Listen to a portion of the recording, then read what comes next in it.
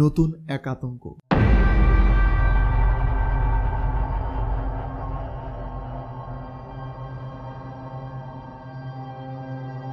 Like he killed someone!